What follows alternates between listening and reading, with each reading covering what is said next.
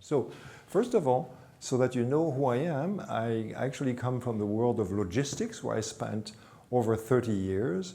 Before starting my business, I've actually for 14 years now, I've had my own company, and I'm helping companies deal with the rules of international trade when it comes to customs, regulations, supply chain management, etc., etc.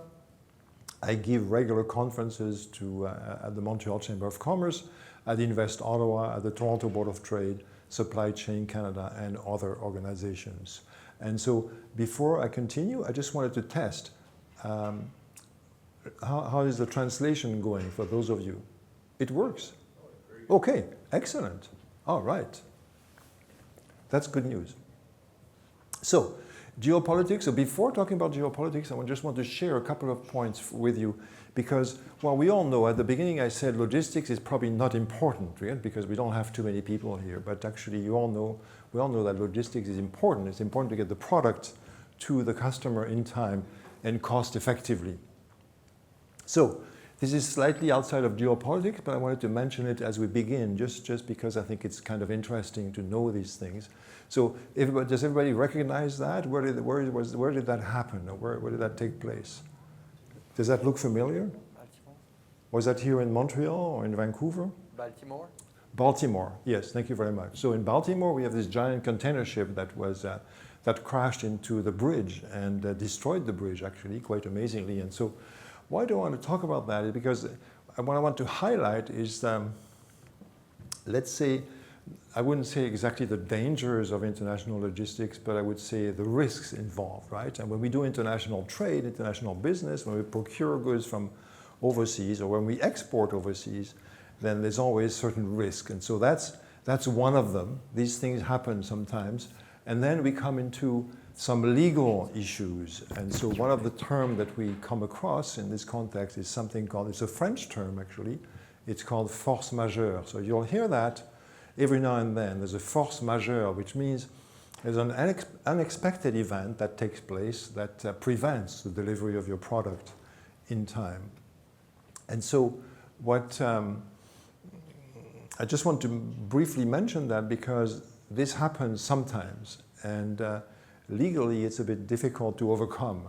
And even during the pandemic, if you remember, I know the pandemic to some of us, it was a long time ago, but depending on how you look at it, it wasn't that long ago. And so during the pandemic, who came out on top? It's the people who had force majeure clauses in their contracts that enabled them to get out of their contracts without penalty. So that's what force majeure clauses are interesting when you do international trade, where you sell products or you buy products. So it's good to have that in your contracts, so that if there is an unforeseen event that prevents you from fulfilling your commitment, then you can get out of your commitment without penalties. That's what a force majeure clause is used for. The other thing I want to share with you is the fact that, of course, there's a lot of containers, quite a few containers that was destroyed, so cargo that's going to be lost there. We see them at the front of the picture. Now, on the back of the picture, there's a whole bunch of containers that were not destroyed, and so they're still there, and they will be delivered at some point. So what I want to point out to you is, when situations like this happens, we would expect that if it costs a lot of money to refloat the vessel, the ship, and enable the ship to deliver the merchandise that did not get damaged, we would assume that it's the carrier that pays for that, right, for those costs. Well, actually, if that's what you think, I have bad news for you, because actually, who pays the cost of refloating that vessel and delivering the merchandise? It's the people who have cargo on board. It's the customers who pay for that, and that's through a mechanism that's part of one of the many legal provisions of international marine trade. It's an old principle called general average. So it's a bit complex. It comes from something called the York-Antwerp rules. And so what it says is that when a ship owner comes into unforeseen circumstances like this, and it costs a lot of money to be able to continue the voyage and deliver the cargo that was not affected, then it's not the ship owner who pays, it's the customers. So that's what this clause is about. And the other thing I want to point to you is when containers like this are destroyed and lost, that's the first rows. And then the ones in the back, they are not destroyed, they're not damaged, they're going to be delivered, in due time with some delay and with some cost, but they'll be delivered. So who pays the cost in cases like this? Is it the seller or the buyer? Is it the shipper or the consignee? So what determines that? It's the Incoterm that was agreed between the parties. So this is also what I wanted to point out to you. Incoterms are an extremely important element of doing international trade, whether you're procuring goods overseas or you're selling goods overseas. So it's a very important topic to know about, because it's what determines where the risks shift between the seller and the buyer. So depending on your Incoterm, this could be your loss or this could be your customer's loss. And so that's how it works in international transactions. Now, before going into geopolitics, I wanted to use that image as well. You probably all remember, unless you're very, very young, but some of you are, but still, this was a few years ago. Do you remember where that happened? In the Suez Canal. So a giant container ship that carries about 22,000 containers was stuck in the Suez Canal for a week, and then there was a legal dispute with Egypt. It delivered its merchandise a month later. And so guess what? And so to refloat that vessel from the mud in the Suez Canal, it costed a lot of money, because they had to get powerful tugs and cranes and this and this and that. And yeah, welcome. We still have good seats here. There's even seats in the VIP section here. And so guess what happened to the cost of refloating the vessel? Do you think the owner of Evergreen paid for that? No, because the owner of Evergreen declared general average, which is a legal way of saying, I ran into additional costs that were unforeseen, unexpected, and unavoidable, and therefore you are going to pay for it, not me. This is how it works in international marine business, and that's the legal, that's very legal. It's very unfair to shippers, but it's very legal. It's how it works. So it's just to highlight some of the risks involved in doing international business.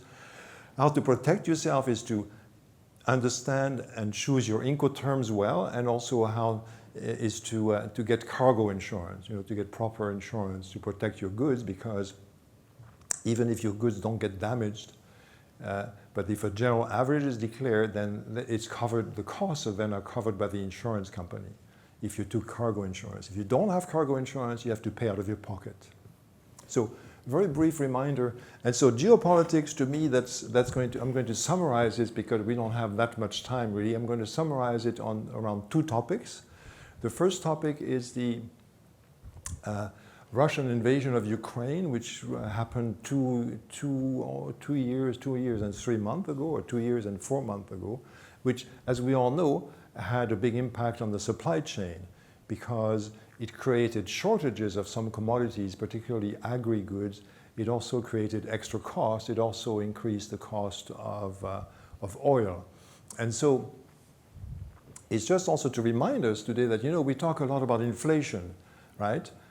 Inflation is a big worry for everyone, for companies, for individuals, and it's also an electoral issue. There's important elections coming in the U.S. Soon, and inflation is a big factor. People complain a lot about inflation, and maybe the current president won't be re-elected. He might lose the election, in good part because of inflation. And so just as a reminder, inflation comes mainly from this, actually. This is what the irony is. And so what happened after the Russian invasion of Ukraine, is that there were votes at the UN, and it's also quite interesting to follow. Many countries condemned the invasion of Ukraine by Russia. However, some countries did not condemn it. So That's generally the countries that are kind of Russian colonies, you know, like Belarus. And some countries abstained, which is a bit strange because it should have been clear cut, you know, when a huge country invades a smaller country and without any provocations, it should be condemned. So I don't know why. So you know, why 34 countries abstained, like you know, countries like Senegal or Vietnam. Why did they abstain? Did they go along with? Did they agree with the fact that a huge country can invade a small country unprovoked? Bizarre. And so what I'm getting at is the fact that because of this created inflation, which is quite a disruption, created a lot of disruption for our supply chains. But what came out of that was an issue of sanctions. So international sanctions were declared or put in place against Russia. And so they were mainly led by the US. And so the US has sanctions against Russia, Canada as well, Europe as well, Australia, New Zealand, etc. And what's odd is that in the context of the UN, actually, a majority of countries do not apply sanctions, because in the UN, the majority of countries are actually non-democratic countries. You know, they are. So it's kind of interesting. The other thing that's worth noting is that sometimes we refer to Western sanctions against Russia, but actually, there's countries like Japan, Korea, or South Korea, Singapore that apply sanctions. So I wouldn't call them Western sanctions because Japan, Korea, and Singapore are not in the West. They're on the east side of the globe. So I would call them the democratic sanctions, basically, is what I would call them. So what I wanted to get at, to you know, why I introduced that, or I talked about that briefly, is I wanted to get at the fact that because of these geopolitical issues, it gets more complex for companies that do international business because they have to be very much aware of the sanctions that are in place against Russia and you know, the countries that support it. So for example, here in Canada, we have a ban on importing Russian aluminium and steel. That's in place, has been in place for over a year. And many other countries have similar provisions. And so what does that do to us? That means if we're in the food sector and we package goods, we package food products, then we have to make sure that we don't buy Russian steel and aluminium because that would be against the law. That would be contravening sanctions. So you might say to me, it's very easy. I'm not going to buy any Russian aluminium. Easy to comply with. However, if you're in the food sector and you procure aluminium packages, you know, to package your whatever food preparations you have and that you're going to sell domestically or that you're going to re-export, then these food packages, these food containers, you might buy them from a company in China, for example, or in Brazil or in Turkey, right, and bring them in Canada. But so now, because of the sanctions, it's not that simple anymore. We have to make sure that the company that we buy these food packaging from, this aluminum packaging from, we have to make sure that they did not get the raw material from Russia, for example. You know, you buy the food containers from a company in Turkey or in Brazil, but what tells you where the aluminum comes from? So we have more responsibilities now on our supply chain to do validation of our supplies, to do validation of our vendors, to make sure that we have a good traceability right up to the original source of the product that we import. So it's a new obligation. So it makes things a bit more complex for companies that are doing international business. And it's, I would say, a bit tougher for SMEs because when we're small, we don't really have the resources to be aware of all these rules and regulations. So in a way, it's easier for large companies to deal with that than for SMEs. On the other hand, SMEs have a simpler supply chain, whereas large companies have a much bigger supply chain. So there's advantages and disadvantages. And so another example that I used, and that, so those of you who are Francophone here, you won't mind the fact that the slide is in French. And that's because I couldn't find an English slide, an equivalent English slide. So what do I want to highlight here? What do I want to show? What does this slide tell us? I hope it's, maybe you don't see it very well from the distance because it's not extremely clear. So here what I want to show you is, and if we look at it from the export side, there's 4 countries, Armenia, Georgia, Kyrgyzstan, and Uzbekistan. And so these are in Eastern Europe. They're close to Russia geographically. So what happened after the invasion of Ukraine by Russia? European exports to these countries went through the roof. Why? Because these countries are helping Russia get around European or Western sanctions. So it's something I want to alert you about. If you are exporting and you have new customers, for example, in Uzbekistan or in one of these countries that want to do business with you, that want to place big orders, you have to be a little bit careful. You have to make sure that these people are not going to place an order in order to help Russia get around Canadian sanctions, for example, or international sanctions. So it's something to keep in mind, and it's a new element, I would say, in international trade. And there's a lot of business that's going like this that gets around sanctions. And so there's some countries that are well known for that. So that's some of them, and that's because they are neighbors of Russia. But there's some others that are, not necessarily neighbors that help Russia get around the Western sanctions. And so, just to summarize that, make sure when you export, make sure that you know who you're selling to, and that you're not helping get around Canadian sanctions, for example, against Russia. It could be for other countries, but Russia is a good example right now. So, because otherwise, if you don't do your due diligence, then you might end up on the front page of the Globe and Mail as being identified as having helped Russia get around sanctions. And so how is that done usually? These companies, and here this is the case of a US resident and 2 Canadian residents. I hate to say it, they were Montreal residents. These people were placing orders with Canadian and US companies, having the goods delivered to a distribution center in New York.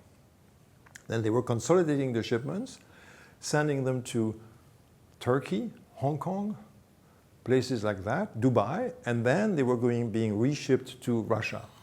And so people get caught with that. So something to be aware of when you have new business, new export business from new customers you've never heard from. Let's do due diligence to make sure that we're not selling to parties that are helping a country like Russia get around sanctions. So briefly again, to highlight some of the geopolitics challenges right now, we have this terrible situation in the Middle East, as we all know, right? We're all familiar with the fact that it's not only Ukrainians that are being bombed every day, but it's also Palestinians. Of course, we also remember that something terrible happened on October 7. And so that shows us, I just wanted to use that slide to show you force majeure. It's another one of these terms that we'll come across on a regular basis. A force majeure means the company that's carrying your products all of a sudden can't deliver them. And they declare force majeure as a way to say, we're not responsible. Whatever costs are incurred is your cost, it's not my cost. And so another impact of the situation in the Middle East for the impact of geopolitics on our supply chain is there's a group of people called the Houthis who is operating out of Yemen, who in solidarity with Palestinians are bombing, attacking ships that transit the Red Sea on the way from Asia to the Mediterranean. So what does that do to the supply chain? Well, that creates extra costs and that creates delays, because ships that would normally go from Asia to through the Red Sea to the Suez Canal into the Mediterranean have to go all around South Africa now to avoid this the risk of being attacked by the Houthis, in the Red Sea. And so that increased costs, that increased delays as well, because it takes another 10 days to go around South Africa. And so you might say, we're not in Europe here, we're in Canada, so what do we care about that? Well, actually we care because there's many ships that come from Asia, and from around India, for example, that come to Canada via the Mediterranean, because it's much faster than to go via the West Coast. So there's ships that come to the port of Halifax, the port of Montreal, coming from Asia. So that's why, so that impacts us as well, directly, the situation with the Houthis. And so that brings me to the second topic I wanted to mention, is the US policy towards China and how it impacts us.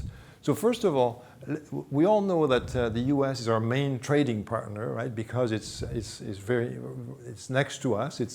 We're about an hour away from the US here in Montreal. 80% of the Canadian population lives about within 2 hours from the US, right? We're all along the US border. And so therefore US policies impact us in Canada, because that's our first export market. So what we see here, we've seen these protectionist policies that are being implemented by the US government that have either a direct impact or an indirect impact on us.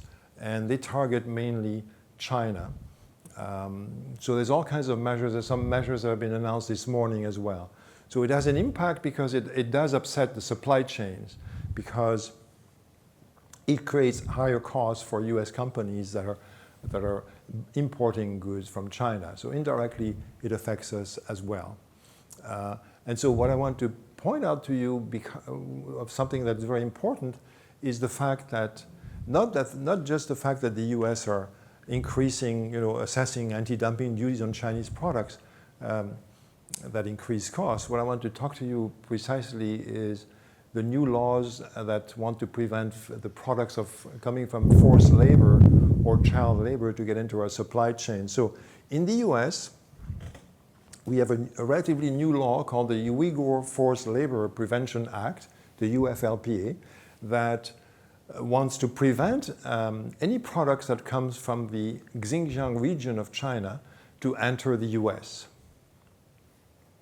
And so there's something called the UFLPA entity list. So there's a list of companies that are located in China that are prohibited to sell goods in the US.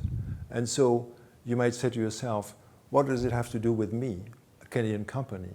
Well, I would say it has a lot to do with us, because many Canadian companies will source, at one point or another, raw material, parts, or components from China. And then we incorporate them in our products, and then we export them to the US. So we have to be very careful about that. The US has a very strict policy now that says that anything that comes from the Xinjiang region of China, first of all, is considered to have been made with forced labor. It's the default position. And it does not just apply to finished products, it applies also to parts and components. So if we export products from Canada that have some component coming from the Xinjiang region of China, our goods could be held at the US border, could be prevented from entering the US. And so the main products that have been targeted so far, that's why I have a picture of models on the top left-hand side, is because it's textiles that were targeted first. But we also have aluminum, we also have silicone, and relating to the food industry, tomatoes are targeted as well, because apparently, something I didn't know, the Xinjiang region of China is the main producer of tomatoes in China. And so if you're making pizzas here in Canada and use tomato sauce that has been made from tomatoes that came from the Xinjiang region, you won't be able to sell your pizzas in the US. So it adds a new level of complexity for companies doing business in the US. We really have to have a strong traceability of ingredients, of components, of raw materials, et cetera, and make sure that we comply, because otherwise we might get stuck. A new product what is being targeted is seafood. So seafood is being targeted by the US. And they have new entities that are coming, that are added to the list all the time. And so just to illustrate how nasty in a way this is, I wanted to use that image. So we recognize, right, that's the strength of brands, right? We're not in a marketing conference here, but we still highlight the fact that this is a strong image, right? So what does that refer to?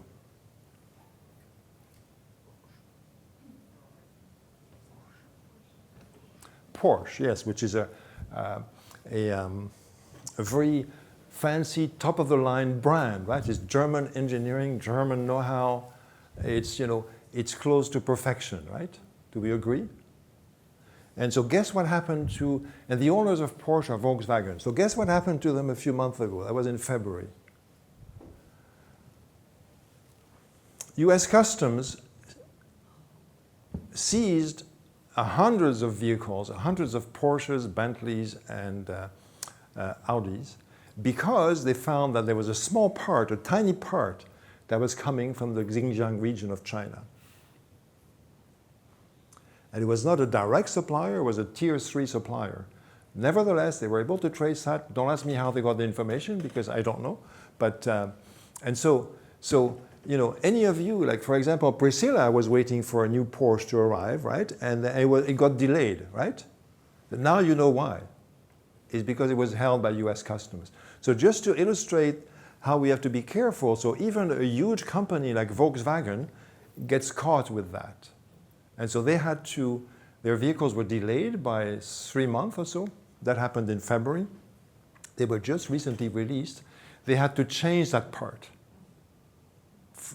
on each of these vehicles for them to enter the US trade. So it's just to highlight how this can be pretty powerful and can be pretty damaging for us if we don't do our due diligence, validate our suppliers, et cetera, et cetera. So that's the US law. And so again, I know I'm repeating myself, but why is it important is because 3/4 of our exports go to the US. So we have to be aware of these rules. And so we have an equivalent law in Canada that just came in force January 1st this year, but it's very different because the US is very restrictive and very straightforward.